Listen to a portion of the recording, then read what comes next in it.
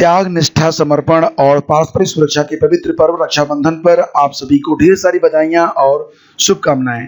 दोस्तों, आज है 3 अगस्त। शुरू करते हैं आज की मॉर्निंग न्यूज।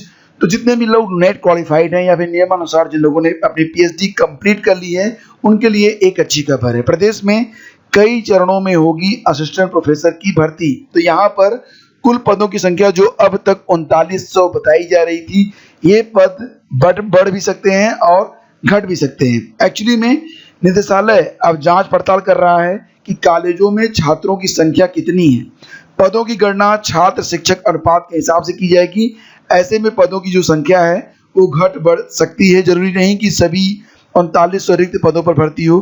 निदेशालय में इससे संबंधित सत्यापन का कार्य चल रहा है और अब रिक्त पदों पर भर्ती के लिए अलग अलग चरणों में आयोग को अध्याचन भेजने की तैयारी चल रही है, ताकि भर्ती शुरू होने में विलंब ना हो।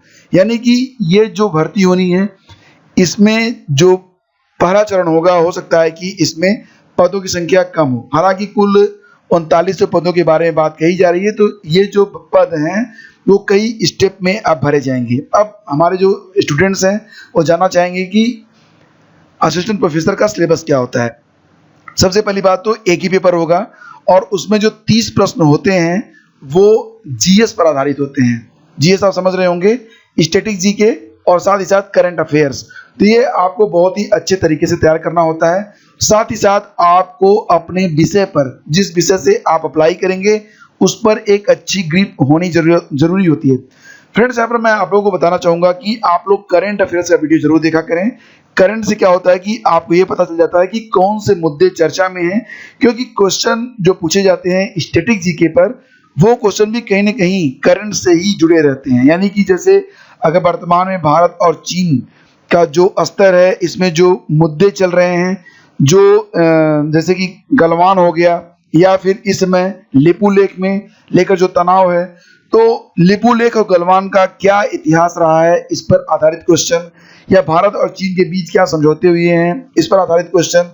तो इस प्रकार के जो क्वेश्चंस होते हैं वो पूछे जाते हैं। तो मैं आपको टिप्स देता रहूंगा बीच बीच में कि आपको तैयारी में क्या क्या पढ़ना है और किस प्रकार से पढ़ना है।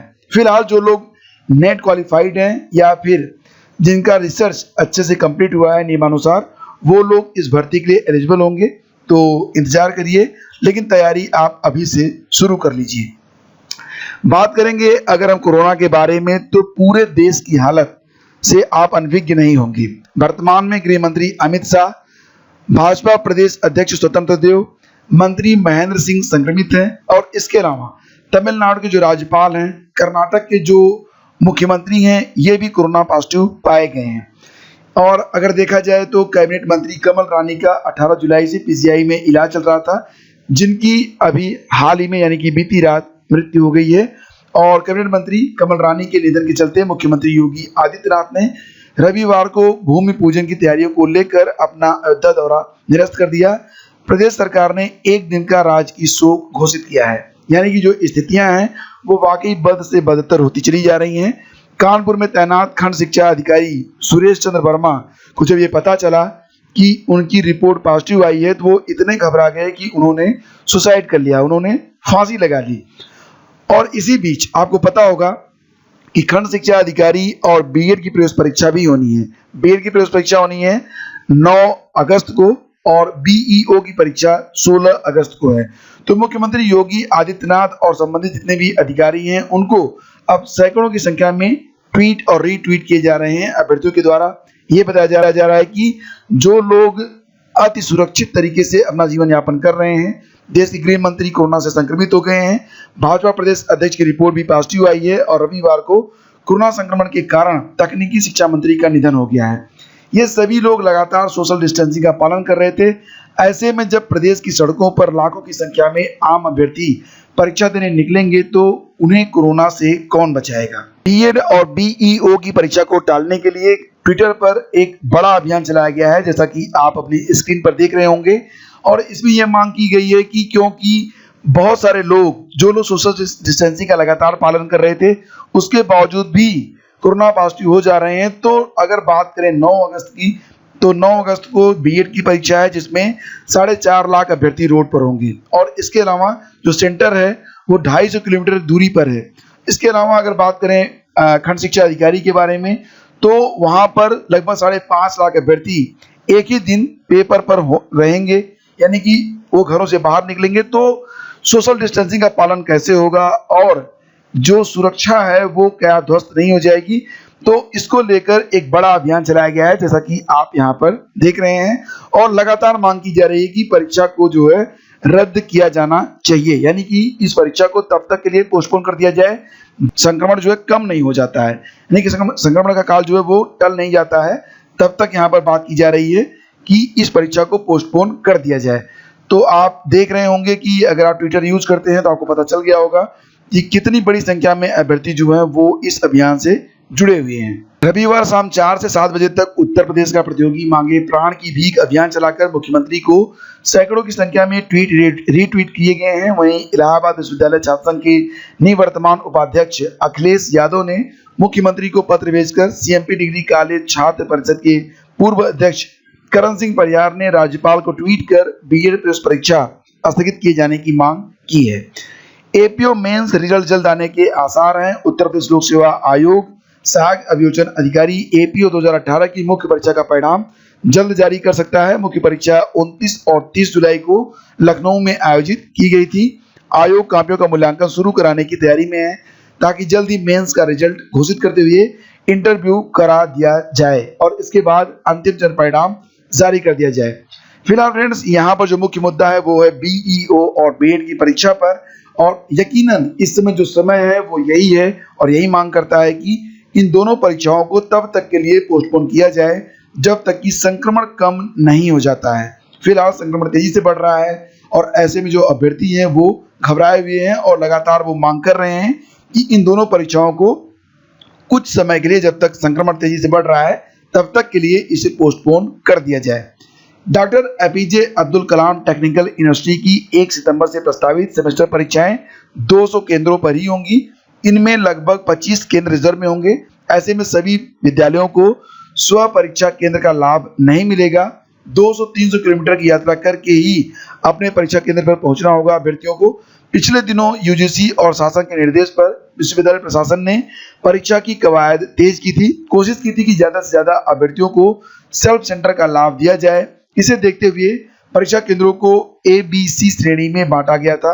हालांकि सभी विद्यार्थियों को सेल्फ सेंटर की सुविधा नहीं मिल पाएगी। जानकारी के मुताबिक लगभग 60,000 परीक्षार्थी परीक्षा में शिरकत करेंगे और इसके लिए विश्वविद्यालय लगभग 200 परीक्षा केंद्र ही बनाया गया और इनमें भी 25 केंद्र रिजर्व रखे जाएंगे ताकि अगर कोरोना संक्रमण जैसी कोई दिक्कत आती है तो परीक्षा केंद्रों को आसानी से बदला जा सके।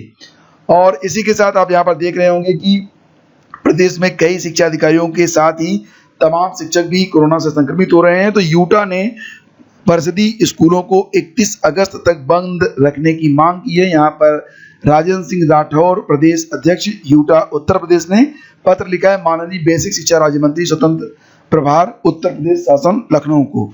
और यहाँ पर यह कहा गया है कि प्रदेश में बढ़ रहे कोरोना संक्रमण की स्थिति को दृष्टिगत रखते हुए सीधे सीधे आम जनता के संपर्क में रहने वाले बेसिक शिक्षा विभाग परिषद द्वारा संचालित विद्यालयों को 31 अगस्त तक बंद रखने के संबंध में तो मैटर ये लिखा गया है कि जैसा कि आप अवगत हैं, प्रदेश में कोरोना संक्रमण का प्रभाव लगातार बढ़ रहा है। प्रदेश की प्राविधिक शिक्षा मंत्री सहित जनपद कानपुर नगर में एक खंड शिक्षा अधिकारी, जनपद जौनपुर में एक जिला समन्वयक और जनपद सुल्तानपुर के पूर्व लेखाधिकारी के साथ ही कई अध्यापकों और उनके परिजनों के कोरोना संक्रमण के कारण हुए दुखद निधन से प्रदेश के लाखों शिक्षकों और उनके परिजनों में काफी दहशत है।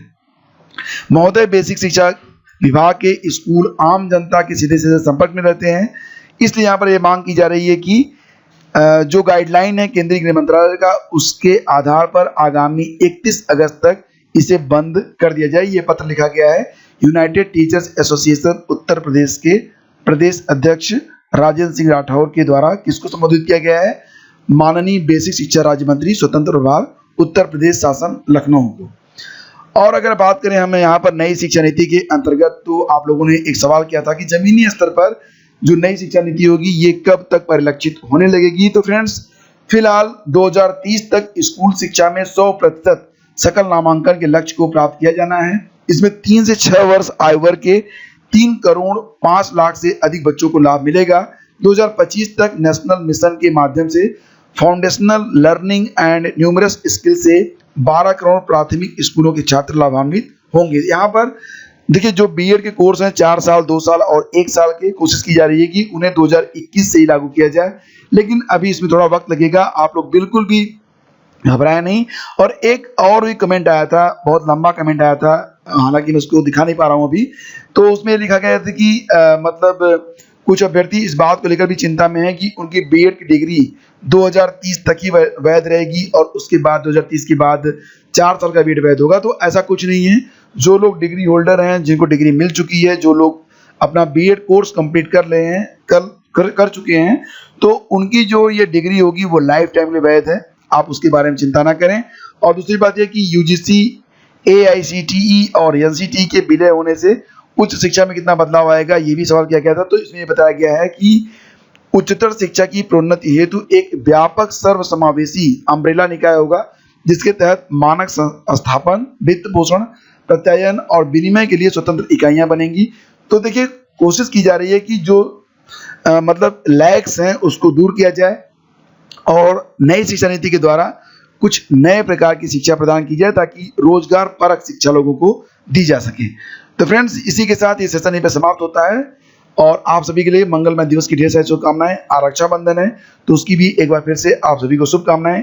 हम लगातार स्टडी के लिए वीडियोस लेकर आते रहेंगे। चैनल पर आप सभी का स्वागत करता हूं और करंट अफेयर्स, साथ ही साथ स्टडी जीके के जो वीडियो होते हैं उसको आप लोग बिल्कुल मिस ना किया करें, क्योंकि जो अदर चैनल पर जो करंट होता है और इस चैनल पर जो करंट होता है उसमें काफ़ी भिन्नता आपको देखने को मिलेगी, तो उसको आप लोग बिल्कुल भी दरकिनार न किया करें। Thank you so much. Have a great day. जय हिंद। हैप्पी रक्षाबंधन।